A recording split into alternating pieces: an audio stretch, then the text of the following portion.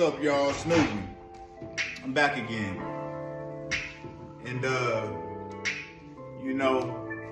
tonight I just want to speak on a few things about why I started what I've started.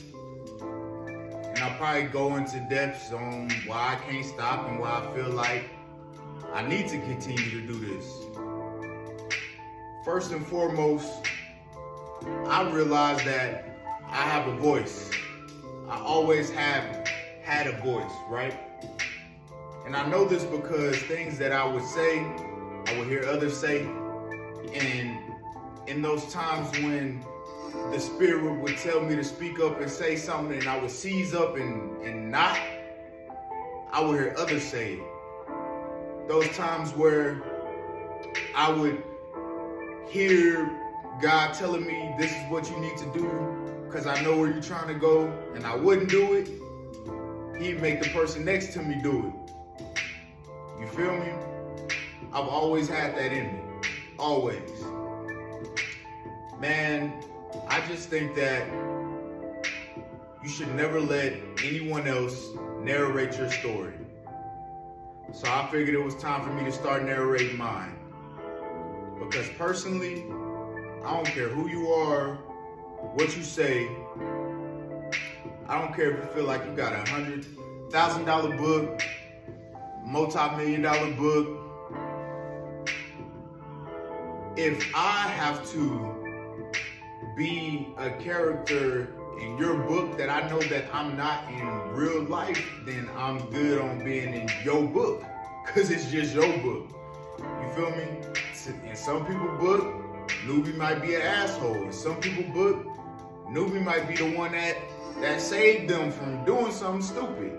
In some people's book, Nubie might be dysfunctional. In some people's book, Nubie might be, I don't know, a guy. You feel me? But at the end of the day, it's about what Nubie feel like he is in his own book.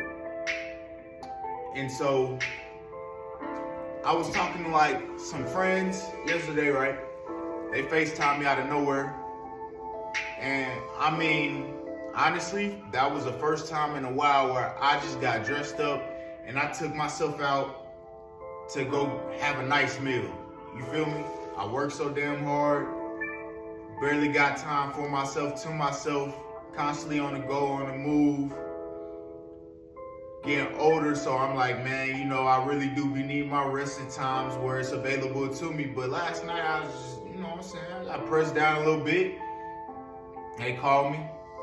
They cracking. They like, oh man, we ain't seen that since back in the day, since college and that. And I'm like, look, man, I ain't really doing nothing too serious, But I started explaining to them, I'm like, it's either in you or it's on you. And one of them, he like, man, well, I guess I ain't got neither one, because I don't be getting no attention or nothing like that. I said, bro, I don't be asking for attention. I tell you what your problem is, though. I said, you work too much. You always work. You work too much, And he like, well, I gotta be able to hold up 2 households and you know my grind, I gotta grind crazy. I'm like, yeah, bro, I know you've been saying that. You've been on that for last 7 or 8 years. There ain't nothing wrong with that. But what I'm trying to tell you is, you're portraying that you don't have the self-esteem to be able to do that, to be able to do shit like this. You feel me? And his response was just, well, women like men who look like they work all the time. And man, listen, I'm not gonna tell you wrong. I'm not gonna tell you right. I'm gonna tell you you're gonna attract whatever it is that you believe in, whatever it is that you putting out. You're gonna attract that. But at the end of the day, my experiences with women like nice shit, bro. Women like nice shit. Said, bro, you could be in a uniform or, be in work clothes all the time, taking care of everything. And at the end of the day, bro, if you don't make yourself available for that woman, to love on that woman, somebody else will. And guess what? She's still gonna keep you around. She's not gonna fuck up what she got with you, bro. She not, because you the bank at that point. You keeping everything sustained. You taking care of her necessities. And necessities for the household that you don't never get to be at because you always at work. But she's still gonna have those womanly inhibitions and urges and wants to go out and look nice and be in nice places. She ain't even gotta be superficial or just, she ain't gotta be no gold digger or nothing like that. But at the end of the day, bro, if you ain't available, nigga, somebody gonna be available. Somebody gonna be available. She wants some eye candy too, the same way that men want a nice looking woman. Why don't you think a woman will want the same thing, bro? Like me,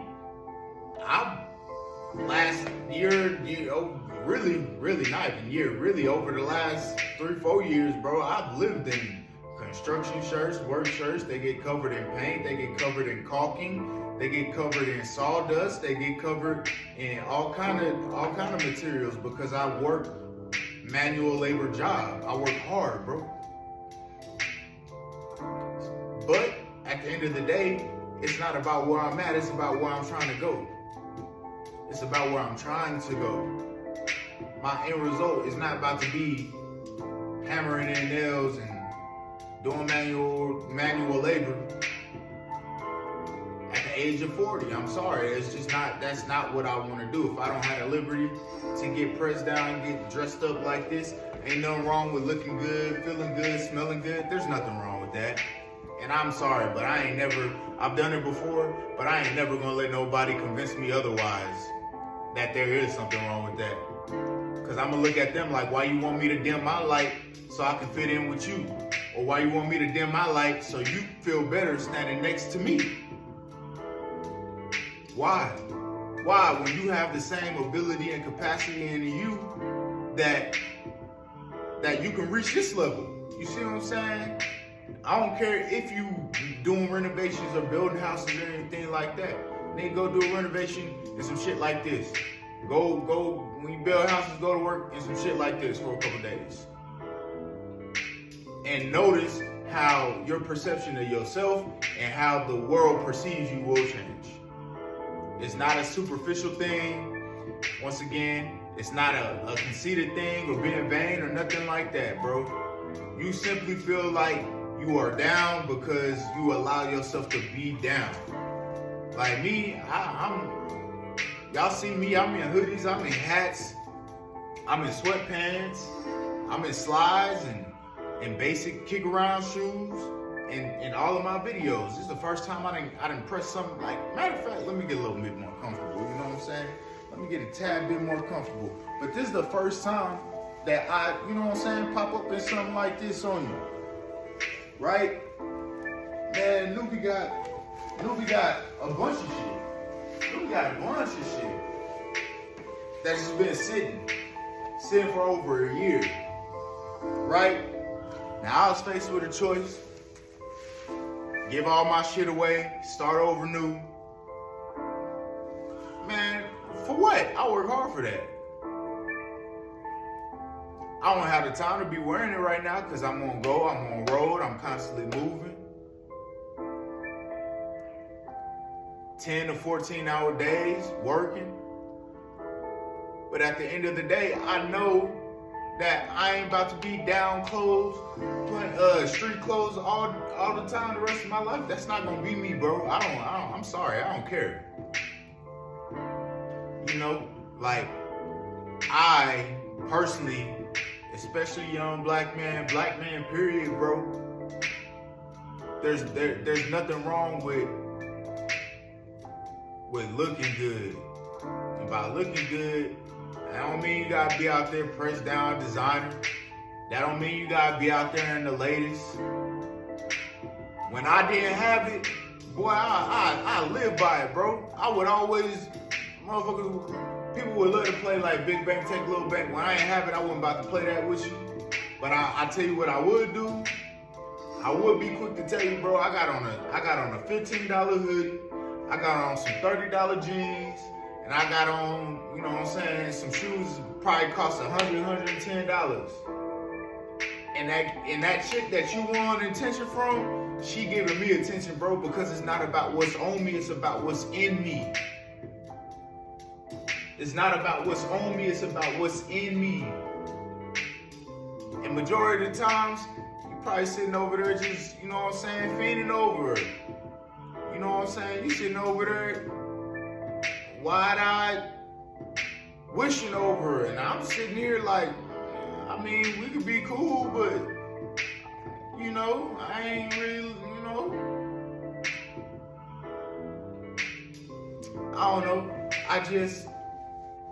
I know that for us, this is a threat. This is a threat.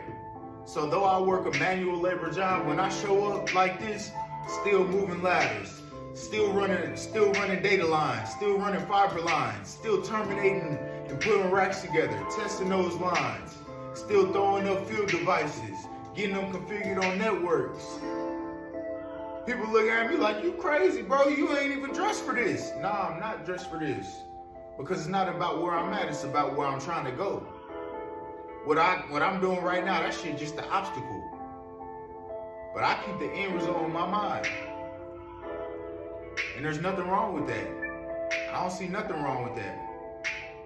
So you want me to go put on my construction shirt? Is that gonna fit you better? Is that gonna make you more comfortable? Oh, I get it. You want me to go dim my light. You want me to go dim my light. You want me to blend in with everybody else. When the fact of the matter is, when you look me in my soul gates, you know I'm not like everybody else. And if you miss that, once you open up your mouth and talk to me, and if I choose to have an actual conversation with you, you realize that I'm not like everybody else. I'm not built like that, bro. That's why I say we are a threat. Like this, we a threat, man. We a threat. It's a threat when higher ups, people that's buying these buildings and shit that I'm working on, when they sitting around having conversations, I'm just sitting there, my construction stuff, just waiting on an order or a punch list, or, you know, any kind of alterations or changes that need to be made. And let's say they start talking about, I don't know, like the server for a program that runs all the networking here. And I'm like, look, y'all know y'all not pointing at the server, right? Y'all know y'all just pointing at a regular network switch. No, I mean, I see, no, but it's on. Yeah, but that's not the server. You know, do you understand what a server is? I mean, hey, listen, I'm not in IT. I don't really, yeah, I know. But at the same time, I'm not looking down or being condescending towards those people either, because without those people, the investors, you know, I wouldn't have the ability to do what it is that I do. Now, me personally, I feel like I'm a threat because, bro, I don't, it's not that I don't know how to take no for an answer, but I just love to learn shit, and I love to be able to be self-sufficient and independent. So I want to know how to do this. I want to know how to do that. I want to understand and know how the tile is put down, how the carpet's put in. I want to understand how the sheetrock's put in. I want to understand how the plumbing is done. Though that's not my job here, I still want to know how to do it. And through my years of experience of working jobs, I've learned those things. Now, I'm pretty much here to do audio-visual. I do audio-visuals, man. AV work.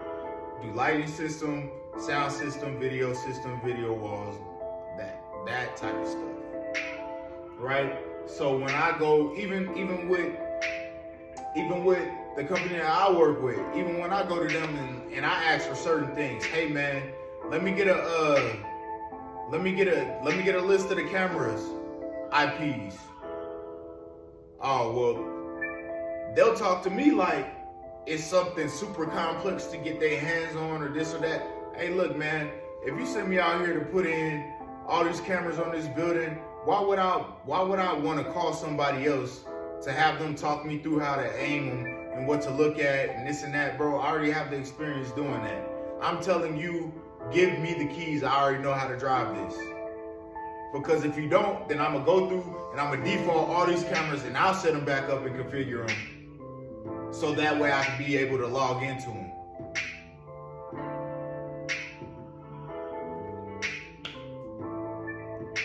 What's the IP for this server here so I can take it, so I can go a step further and beyond and program all these devices and throw them into our system that we train this company to use in order for them to have their day-to-day functionality. Well, why? How do you know that? Listen, I just know it.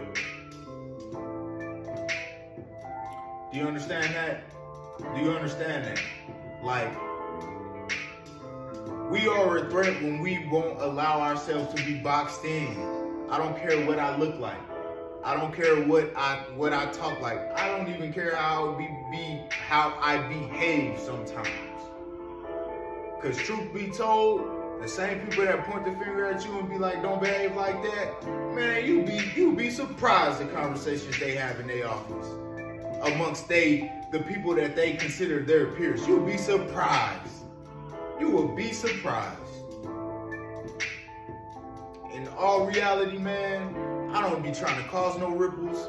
I don't be trying to go against the grain. I will try to break the status quo because I'm not no status quo type of dude, bro. Like, the people that I was raised around, man, my peers I was raised, bro, like, man, we ain't ordinary people, bro. We not. We next level geniuses, bro. We really are. But part of my struggle and part of my journey has taught me that right place, right time, wrong place, wrong time. That will affect a lot more than you think.